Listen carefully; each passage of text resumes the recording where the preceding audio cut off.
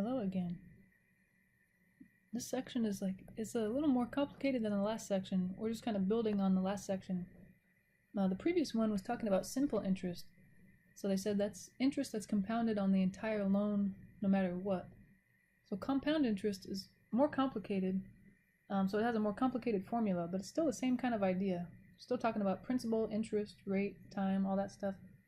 But let's see, what do we have? Interest that is accumulated on the principal and any accumulated interest. Okay, so that's not good, right? The simple interest was better because you were just accumulating interest, which is extra money you have to pay back on the amount of the loan. But the compound interest is saying, as you accrue interest, like right now, let's say you've had a loan for a year, you've probably accrued some kind of interest that you'll have to pay back later. But if you keep the loan going for another year, you're going to be paying interest not only on the original amount of the loan, but also the interest that you made in the first year. So yeah, these are definitely not as good for the consumer. I don't think you see simple interest loans very often. It's probably more for smaller stores that, maybe they don't have the computer program to figure these things out. They just want to make it really simple. Excuse me. Or I guess if like one person loans another person money, they don't want to make it complicated, so they just, just do it this way. Let's see, so compound interest is going to be with this formula where n is the number of times per year interest is compounded. So what's the only new variable we have? Well, actually a, A we didn't know before. Let's see, so what do we have? N is the number of times per year the interest is compounded, and they should always tell you that. They'll say, for example, interest is compounded semi-annually. That means twice a year. Or quarterly, that means 4 times a year. Monthly would be 12 times a year, that kind of thing. Or daily would be 365 times a year. I guess the new thing here is we're not calculating the interest, we're calculating the amount owed after t years. So instead of, like the formula from the previous section was interest is blah, this is saying the amount is blah, where the amount is your interest plus your principal together. So this is not just saying you're going to have to pay back the original amount plus this interest. It's saying this is how much you're going to have to pay back all together. Okay, so what else do we have? Effective annual percentage yield. Now that sounds like a fun phrase right there, does it not? Effective annual percentage yield. It's the simple interest rate that gives the same amount of interest as the compound rate over the same amount of time. It's very complicated. Let's see. So I guess they're saying it would be when the formula from the previous section, PRT, gives the same interest as this new formula, P1 plus R over N to the NT. Yeah, so you're trying to figure out, well, what interest rate would make it so that the simple interest loan and this compound interest kind of loan would give me the exact same interest. So to find it, you're going to first, here are the steps, determine the amount using the compound interest formula, so the one above in the kind of purple or pink highlight, where P is $1. So you're just imagining P is the most simple number in the world, $1. Principal is $1. Just really simple. Just makes the rest of the calculation really easy. And then subtract $1 from that amount, and that'll be the effective annual percentage yield in decimal percent form. Okay, so it's going to give us a percent when we're done. And it'll be in decimal percent form. So it's going to be like, if they give us, for example, 0.052, that's really 5.2%. Something like that. So it's going to end up with a decimal, but we're going to have to change it to a percent by moving the decimal over. And then they talk about present value. Let's see, the present value of a loan or savings account. It's the principal that would have to be invested now in order to have the account worth a certain amount in the future. So for example, they might ask, how much would you have to invest now to have $25,000 in 5 years? Like, so $25,000 in 5 years, yeah, since money ends up being worth more now than it is later, you know, if I invest it. So here's the formula. And you notice, you know what how you could have gotten that formula?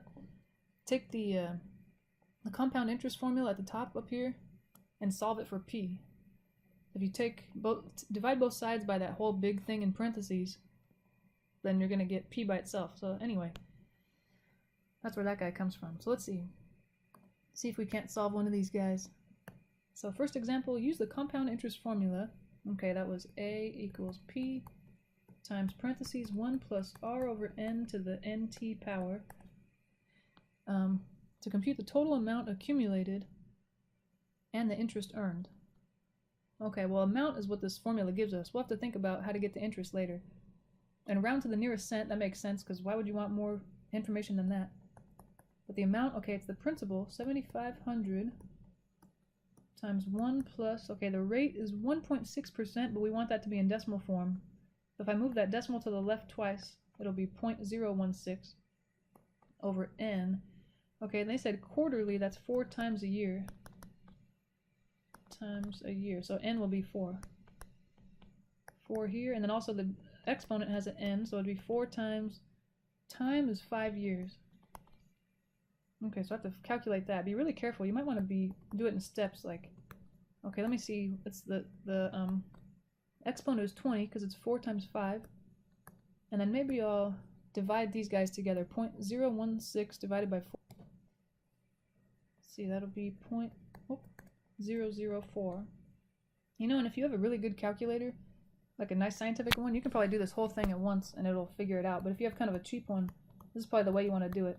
And if I add 1 to that, it's just going to be 1 point that 004. Now I'm going to raise that to the 20th power. Keep in mind, you're using order of operations, parentheses, exponent, multiply, divide, and then add, subtract. So I have to calculate what this exponent is first before I multiply by the 7,500. Yeah, if you multiply 7,500 by 1.004 and then do the 20th power, it's not going to be right. It'll be off. So I have to raise this first to the 20th power. Let's see. So 1.004 to the power of 20. I get, let's see. It's not going to change it much. It's 1.083. I'm going to hold that on my calculator so I don't mess it up. 11421. Yeah, that's the thing about these problems. You don't want to round until the very end. So try not to round. Try to keep this as accurate as possible. Multiply that by 7,500. Okay, so I've got 8,123. Now I can round 0.36. So that's how much the loan will be worth later. So it's like the principal is 7,500, but it looks like there's extra that we have to pay in interest. So that's the amount. That's part A. Part B they want, or sorry. Well, I guess there's not really part A and part B. They said find the amount and then find the interest. Well, interest is just amount minus the principal. Because I just found out how much I have to pay later, but that's made up of principal plus interest. So if I want to find interest, I'll subtract the original amount that I took out as a loan, and that'll be the guy. Hope that makes sense. But let's see, that would give me an interest of $623.36. Alright, so finding the interest is easy once you find the amount. And these problems aren't too bad, it's just be really careful on your calculator, that's all. Okay, let's try this next one. It's like 5,600, okay, that's the principal. 7 years, that's the time. 2.7%, that means the rate is 0.027. Compounded daily means how many times a year? Well, daily is every day of the year, so that's 365. And I think you're safe to assume that this is not a leap year. So just say 365 days a year. Alright, I think we're ready to plug things in. It's principal 1 plus R over N to the power of NT. Principal was 5,600. 1 plus the rate is 0.027 over N is 365 to the power of N is 365 times T, which is 7. There we go. I think so. If you do this a similar way to the last one, just do step by step. I think you should get. Okay, I'm getting for the total 6,764.98. So if that's not what you're getting, maybe try to be more careful on your calculator. Do one thing at a time. like multiply these and then divide these and then add 1 and yada yada yada. That's the amount, and the interest will be that, like we said, that amount minus the principal. So the 676,498 minus the principal was 5,600. Okay, that'll be 1,164.98. There we go, I got it. That's a lot of interest, huh? But I think that's because the interest was compounded daily, which is not good. That's too much. I mean, for the borrower anyway. For the person giving the loan, that's a good deal. You're making a lot of money. Alright, next one. John invested $10,000 in a money market. Sounds good. Good job, John. Account with an interest rate of 1.75 compounded semi-annually. Okay, so that means twice a year. Okay. 5 years later, John withdrew the full amount to put toward a down payment on a new house. How much did John withdraw from the account? Ooh, that's a good one. Okay. So he invested $10,000 in a money market account. So invested... Okay, so this isn't a loan, it's an investment, but still it's the same principle. Or same idea, I should say. Principle means something else here. Principle is either the amount of in the loan that you're taking out, or...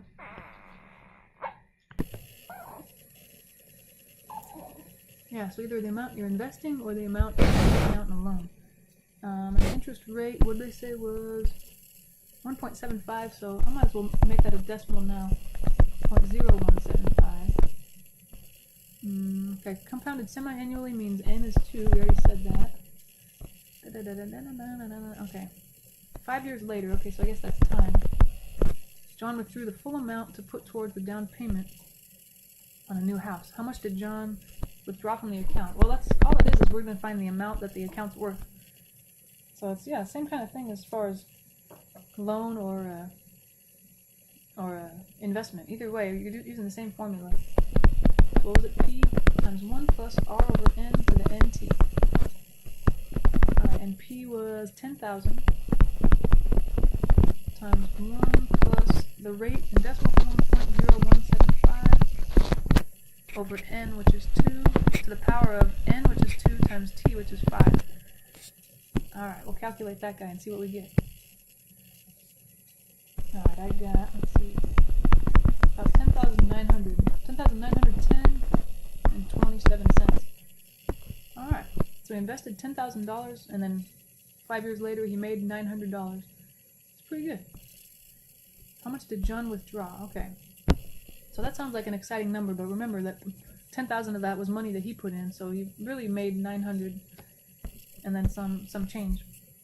It's not too bad. I mean, so if you guys have like $10,000 lying around you don't know what to do with, there you go. That's what you do with it. Y'all have that problem, right? No. Just kidding. I wish I had that problem. And what else? Okay. Now, Braden River Little League, that's quite a tongue twister, isn't it? Held various fundraisers and received the following amounts of money. $450 from a car wash, $278 from a bake sale, and $327 from a used equipment sale. The league decides to invest the total of these amounts in a 3-year CD. CD is some kind of a savings account that pays 1.8% interest compounded daily. How much money will the league receive from the CD in 3 years?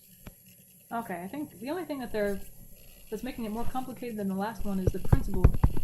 Is they're saying that they invested the total amount from these 3 sales or whatever they call it.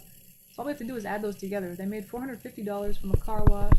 That's part of the principal. Plus they made $278 from a big sale. Plus they made $327 from a used equipment sale. So that's all. We just have to figure out the principal real quick. Not a big deal, right? Let's see. 450. I can't be bothered to do that in my head, right? Plus 278 plus 327. Okay, I got 1,055.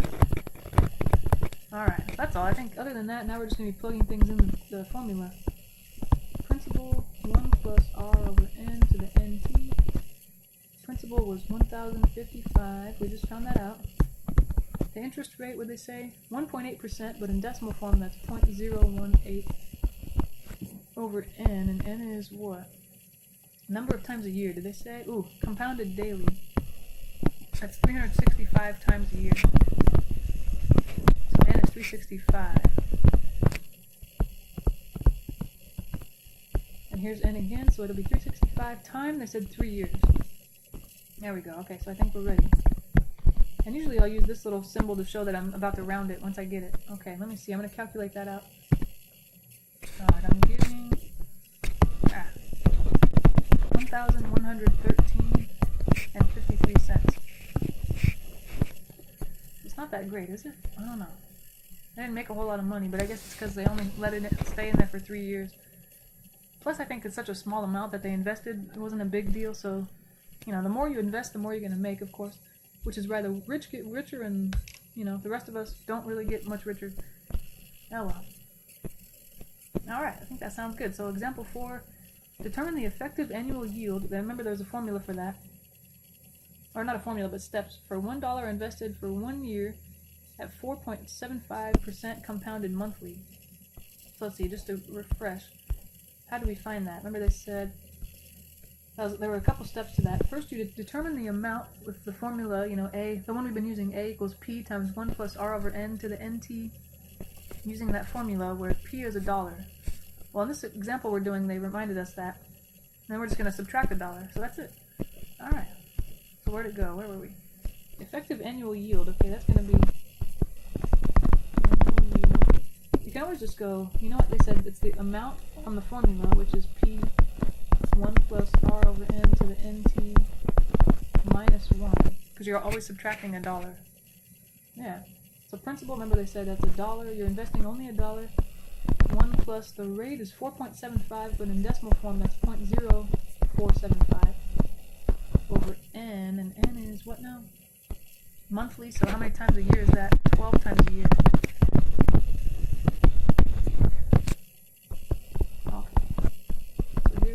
And then time, they said 1 year. Here. Minus 1. Alright, that should work. So here, you know, you're multiplying 1 by this stuff. It's not going to make an effect. 1 times anything is that thing. So it really ends up being what's in this parentheses here to the 12th power minus 1. That's what I have to calculate here. Let me try that. Okay, this is the number I got. And they didn't say where to round, huh? Oh well, I guess we'll move the decimal twice to the right to get the percent form, because now we were given decimal form. Okay, then I think we're good. There we go. But if you want to round it, I guess you could just say it's 4.8% or 5%. Whatever. Okay, so that would be the interest rate you need in order for the simple interest loan to be equal to, or sorry, the interest that you would have in the simple interest to be equal to the compound interest for that amount of time. Alright, fair enough. I think this is our last problem. I'm kind of sad. I don't know if you guys are, probably not. Let's see, Jim wants to invest some money now to buy a new tractor in the future. If he wants to have $276,000, okay, so I think that's the amount, because that's, in the future I want that amount. I want to put some amount in now, which is principal. I don't know what the principal is, but I want the amount in the future to be $276,000. Available in 5 years, okay, there's time. How much does he need to invest now in a CD paying 3.6% interest compounded monthly? That's 12 times a year. Alright. And we had a formula at the top of these notes for it. It was just, if you take the amount formula, amount is principal times parentheses blah blah blah, and you solve it for P. So it's the same thing in parentheses and all that, it's just now it's A over that stuff instead of P times that stuff.